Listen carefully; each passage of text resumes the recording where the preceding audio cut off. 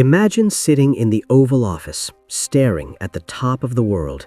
The ice is melting, new oceans are forming, and directly between you and your rivals lies the largest island on Earth, rich in minerals, untouched ports, and strategic silence. So, you pick up the phone and ask a question no one expected. How much for Greenland? The world laughed. Late-night shows rolled their jokes. But what if the joke was never the offer, only how it was delivered? Because this was not about land, it was about the future. And the clock is already melting. The idea of buying Greenland did not begin in a tweet, and it was never a joke to the people who mattered. In 1867, just months after acquiring Alaska from Russia, U.S. Secretary of State William Seward quietly began eyeing Greenland and Iceland.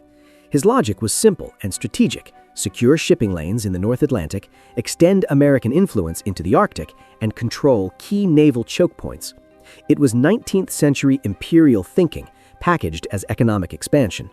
Domestic politics stalled the idea, but the ambition never fully disappeared. By 1946, the world had changed. World War II was over, Europe was in ruins, and the Cold War was quietly taking shape.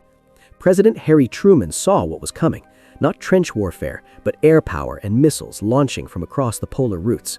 The Arctic was not a frozen wasteland, it was now a front line. That year, Truman made a formal offer to Denmark. The United States would pay $100 million in gold, not paper, not bonds, to purchase Greenland outright. The reasoning was crystal clear. If Soviet bombers or missiles came over the pole, Greenland was the intercept point. Without it, American cities would be exposed. Denmark declined, but the United States did not walk away. Instead, they changed tactics. In 1951, Washington and Copenhagen signed a defense agreement giving the U.S. permanent access to key parts of Greenland. Air bases were built, sensors were installed, and the Arctic became quietly militarized. By the time Donald Trump proposed buying Greenland in 2019, defense insiders were not laughing, they were nodding, not because of real estate, but because they understood the files, the history, and the stakes. This did not begin in 2019. Greenland has been Plan A for over a century. On a classroom map, Greenland looks distorted, an icy outlier floating quietly at the top of the world.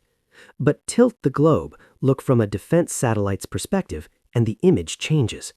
You are looking at a strategic hinge between North America, Europe, and Russia. One term defines this military geography: the GIUK gap: Greenland, Iceland, and the United Kingdom.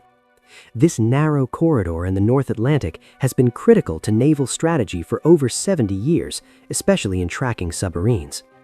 During the Cold War, it was NATO's front line against Soviet infiltration. Today, that importance has returned. Imagine you are a Russian submarine commander leaving Arctic waters, heading south toward the Atlantic with nuclear payloads. Your route is predictable, and it passes through this exact choke point. NATO treats the GIUK gap as a sensor-saturated kill zone filled with underwater monitoring, satellites, and patrol units. Now ask yourself, what happens if Greenland becomes diplomatically unstable or influenced by a foreign power with different intentions? You cannot move an island, you cannot sink it, which is why Greenland functions as what U.S. strategists sometimes call an unsinkable aircraft carrier, a permanent platform for radar, early warning systems, air bases, and Arctic surveillance.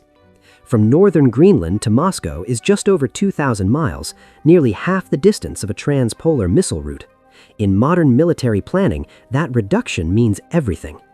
Geography compresses reaction time, and reaction time saves lives. This is part of the reason the U.S. still operates Thule Air Base, now renamed Pituffik Space Base, the northernmost American military installation on Earth. Watching the Arctic skies is no longer science fiction, it is baseline security. But geography does not just protect, it also invites competition. Because if Greenland were to open its ports, airfields, or telecom systems to rival powers, not through diplomacy, but through investment, its strategic value does not disappear, it simply shifts. And that shift could compromise one of the last untouched pieces of the U.S. perimeter defense. In a world of hypersonics and satellite warfare, owning the high ground begins at sea level, under the ice. At first glance, Greenland looks like a frozen wasteland. Miles of ice, small towns, a distant world. But underneath that lifeless surface is something far more valuable than most realize. Something the future quietly depends on. Rare earth minerals. They are not glamorous, they are not rare in the way gold or diamonds are, but they are essential. Modern society runs on them, from smartphones and electric cars to satellites, submarines, and missile guidance systems. And here lies the problem. China processes nearly 90% of the world's supply. Even when rare earths are mined in other countries, they are often shipped to China for separation and refining. This gives Beijing quiet but enormous leverage. If exports were restricted, even temporarily, parts of the Western defense industry, green energy market, and electronics sector would feel the impact within weeks. That is why Greenland matters.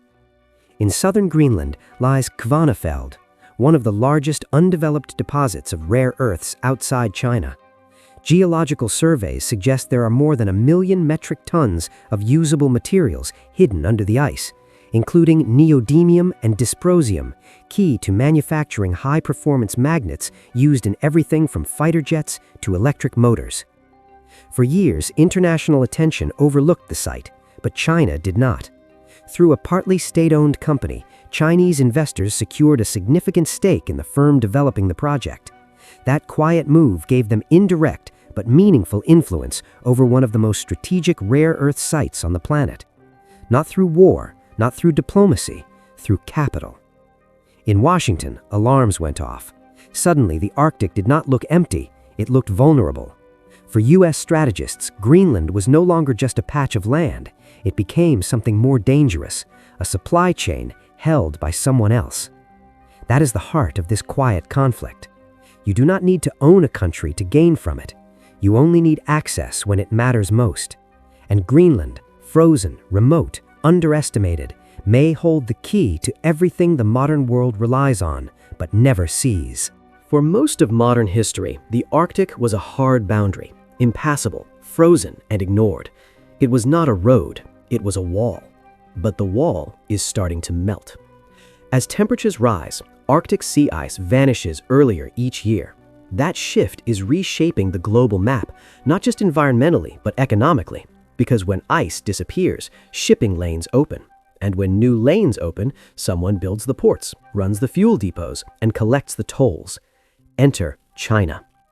In public speeches and white papers, Chinese officials have introduced a new phrase to global strategy circles, the Polar Silk Road. The idea is simple but powerful. Create new, shorter shipping routes through the Arctic between Asia and Europe, reducing reliance on choke points like the Suez Canal. During peak summer months, those Arctic routes already work. Russia's Northern Sea Route, for example, can cut shipping times between Shanghai and Rotterdam by up to 30%. And in the future, some predict direct transpolar routes across the top of the world, routes that pass near Greenland. Right now, Greenland does not have deep water ports or large-scale logistics hubs. But the real power in new trade is not owning the ocean, it is owning the infrastructure that makes it accessible. Runways, refueling stations, emergency response, data cables, radar, repairs. That is where China's strength lies, financing infrastructure, fast, globally, and with less political resistance. The same playbook has appeared in Africa, Latin America, and Southeast Asia. Roads, railways, and ports, often handed over in long-term leases when host nations could not repay loans. To U.S. defense analysts, that is not just competition, it is a strategic encroachment. And Greenland, cold, quiet, underdeveloped, sits at the perfect place to either control or lose the top of the world. The climate is changing, but the power shift is not about melting ice, it is about who builds what comes after. Greenland is not a country in the traditional sense, but it is not a colony either. It is an autonomous territory with its own parliament, language, and domestic authority. But foreign policy and defense are still managed from Copenhagen, nearly 2,000 miles away.